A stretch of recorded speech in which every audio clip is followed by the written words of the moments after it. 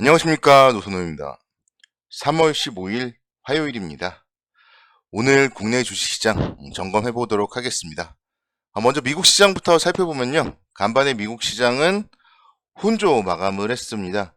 러시아와 우크라이나의 4차 회담을 주시하는 가운데서 또 중국의 봉쇄 이런 부분들이 좀 시장에 악재로 작용을 했습니다. 다우지수는 소폭 1.05포인트 상승을 했고요. 나스닥 지수는 2%대 약세, 그리고 S&P 500 지수도 0.7%대 약세를 기록하는 모습을 보였습니다. 중국 선전시의 인구가요, 약 1,700만 명 정도가 됩니다. 그런 중국 선전시가 20일까지 락다운 당했다는 소식이 나오면서 애플 등이 이제 급락을 하면서 나스닥 중심으로 해서 급락을 했고요. 상해에도 부분적으로 좀 락다운 소식들이 들려오고 있어요. 그러면서 상해 공장이 있는 테슬라 생산 중단 우려 등도 기술주의 부담으로 좀 작용을 하는 모습을 보였습니다. 러시아와 우크라이나의 4차 협상은 중단되기는 했지만 곧 이어지기로 하고 중단을 했기 때문에 일단 시장에 그렇게 큰 악재는 아니었고, 오늘 새벽 마감된 미국 시장의 악재는 중국 선전시의 락다운이다, 이렇게 말씀을 드릴 수가 있겠습니다. 오늘은 좀 중국과 관련된 그런 이슈들이 많아요. 오늘 중국 시장 보시면요, 상해종합주가지수가 무려 4.95% 하락을 했고, 홍콩 H지수는 6.58% 하락을 했습니다. 이렇게 중국 시장이 하락을 한 이유는요, 역시 마찬가지로 락다운이겠죠. 그래서 중국 내의 코로나19 확산으로 인해서 중국 내 주요 도시 봉쇄 이런 부분들이 조금 악재로 작용을 했고, 덧붙여서 우리가 살펴봐야 될 거는, 그래도 다행스러운 거는요, 중국의 경제 지표는 나쁘지 않았습니다. 중국의 1월부터 2월까지 산업 생산은 전년 동기 대비 7.5% 증가를 기록했고, 또 소매 판매 역시 마찬가지로 전년 동기 대비 6.7% 증가하면서 경제 지표는 좋았다. 그런데 갑자기 중국의 코로나, 이게 좀 문제가 되었다, 이렇게 말씀을 드릴 수가 있겠습니다.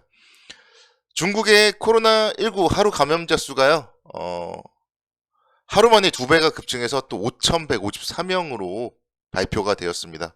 사실 대한민국은 30만 명대인데요. 중국에서 5,000명대. 뭐가 문제인가 이런 생각도 들지만, 또 중국은 어쨌든 그렇기 때문에 초기에 봉쇄령을 내리잖아요.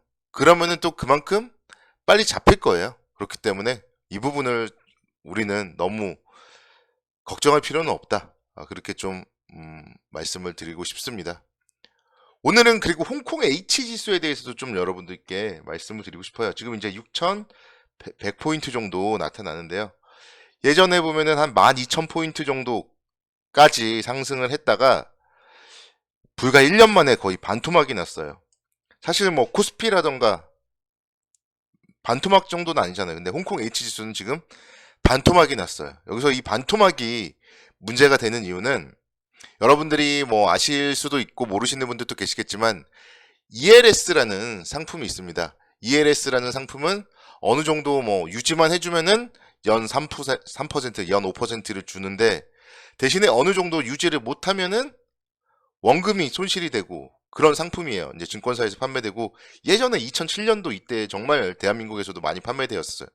현대중공업이 반토막이 나면은 반토막만 나지 않으면 된다고 했는데 실제로 반토막이 났고 그러면서 많은 투자자들의 피눈물을 흘리게 했던 ELS인데, 지금도 이제 홍콩 H지수 ELS를 가입하신 분들은 본인의 가입 시기에 따라서 그렇게 이제 원금 손실 구간에 접어들었다, 이렇게 말씀드릴 수가 있겠습니다. 앞서서 말씀드렸듯이 12,000선 정도가 최고점이었는데 지금 이제 6,000선에 거의 근접을 했단 말이에요. 여기서부터 이제 만약에 그래서 홍콩 H지수가 무너져 버릴 경우에는 여기서의 환매라던가 이런 부분들이 조금 시장에 한 차례 정도 또 추가 변동성의 요인으로서 작용을 할 수도 있어요. 그래서 오늘 밤 미국 시장이라던가 내일의 홍콩 H지수의 움직임은 좀 한번 체크를 해볼 필요가 있지 않나, 이렇게 말씀드릴 수가 있겠고, 반면에 국내 주시장은 정말 잘 버티고 있습니다.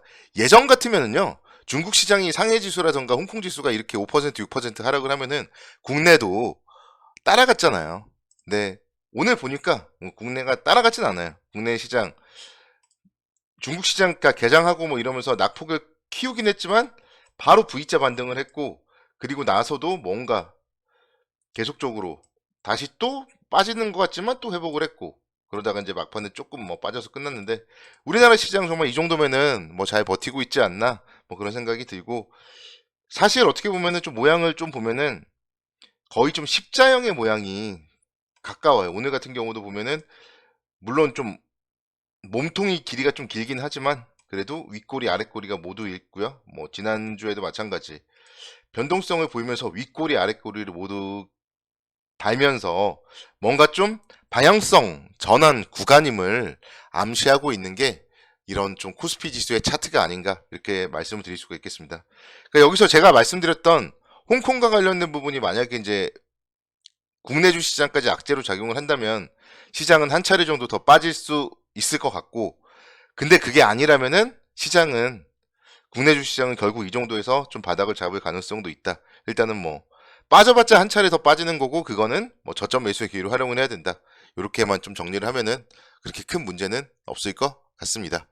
국제유가도 보면요, 정말 널뛰기를 하고 있어요. 국제유가 배럴당 103달러까지 또 빠졌어요. 배럴당 130달러까지 장중에 올랐었고, 종가 기준으로는 배럴당 123달러 정도까지 올랐었는데, 금방 종가 기준으로만 보더라도 배럴당 20달러 정도가 빠졌어요. 그래서 이런 부분들도 이제 원자재 가격 결국 급등을 하면서 오버슈팅이 나왔다 이렇게 볼 수 있을 것 같아요. 왜냐하면 러시아와 우크라이나의 전쟁이 아직 끝난 것도 아닌데 원자재 가격이 이렇게 배럴당 20달러 빠졌다는 얘기는요, 123달러까지 올랐던 거는 오버슈팅이었다 이렇게 좀 해석을 할 수가 있을 것 같아요. 그래서 원자재 가격의 이런 뭐 급락 이런 것들을 봤을 때 투기 세력이 만들어낸 오버슈팅이 끝나가고 있다 이렇게 본다면 역시 이런 부분들도 시장에 좀 긍정적인 요인으로 작용을 하지 않을까 이렇게 말씀을 드릴 수가 있겠습니다. 물론 또 이제 원유 가격이 엄청 오르니까 공급을 확대해서라도 안정을 시켜야 된다 뭐 그런 부분들도 있었겠죠. 뭐 그렇지만 어쨌든 그러니까 큰 그림에서 봤을 때 크게 이제 문제가 되진 않는다. 지금 뭐 123달러에서 103달러로 하락을 한 게 뭔가 가격이 폭락을 해서 문제가 되는 하락은 아니잖아요. 이 하락은 우리 모두에게 좀 안정적인 인플레이션 우려도 완화되고 이런 좀 긍정적인 그런 하락이다 이렇게 말씀을 드릴 수가 있겠습니다. 그래서 대한민국 시장에 대해서는 좀 너무 걱정할 필요 없다 이렇게 말씀드리겠고, 제가 이번 주에는 이제 일요일 날 금융주를 말씀드렸잖아요. KB금융 제가 일요일 날 말씀을 드렸는데, 어제 그리고 오늘 뭐 역시 상당히 좋은 모습을 보였습니다. 어제 장중에는 2%대 종가 기준으로 1% 강세를 보였고요. 오늘도 마찬가지 장중에 2%대 종가 기준으로 1.6%대 상승 마감을 했습니다. 미국의 10년물 국채금리가요, 상당히 좀 큰 폭의 상승을 하면서 금융주 쪽에 호재로서 작용을 했습니다. 미국의 10년물 국채금리 무려 13베이시스 포인트가 급등하면서 2.143%까지 상승을 했어요. 그래서 다시 또 금리 상승기에는 금융주다 이런 부분들 여러분들이 다시 한번 생각을 하시면 좋을 것 같아요. 실제로 오늘 같은 경우 보시면요, 현대해상 같은 경우는 신고가도 기록을 했어요. 그래서 금융주, 은행주, 보험주 이런 쪽을 중심으로 해서 여러분들이 계속적으로 관심 있게 지켜보셔야 돼요. 현대해상 같은 경우도 제가 지난번에 그러니까 신고가 기록했을 때 말씀드렸죠. 따라가지 말고 21선 근처 뭐 27,000원 근처에서 사자 이렇게 제가 말씀을 드렸고, 또 27,000원 살짝 하회하고 나서 또다시 신고가를 기록했어요. 그래서 이런 금융주에 대해서는요, 조정 시에 계속적으로 추격 매수, 신고가에서 추격 매수할 필요는 없어요. 또 뭐 국채금리 또 안정되면 또 조정 받을 거고 뭐 이런 부분들 생각을 해가면서, 대세는 근데 금융주다 이걸 생각하시면 됩니다. 그래서 금융주 조정 시에 계속 관심 있게 지켜보자 이렇게 좀 말씀을 드리도록 하겠고, 오늘은 영업무역이 또 상당히 눈에 띄었습니다. 2.85% 강세를 보이면서 45,100원대까지 올라섰어요. 장중 기준으로는 무려 6%까지도 올라섰어요.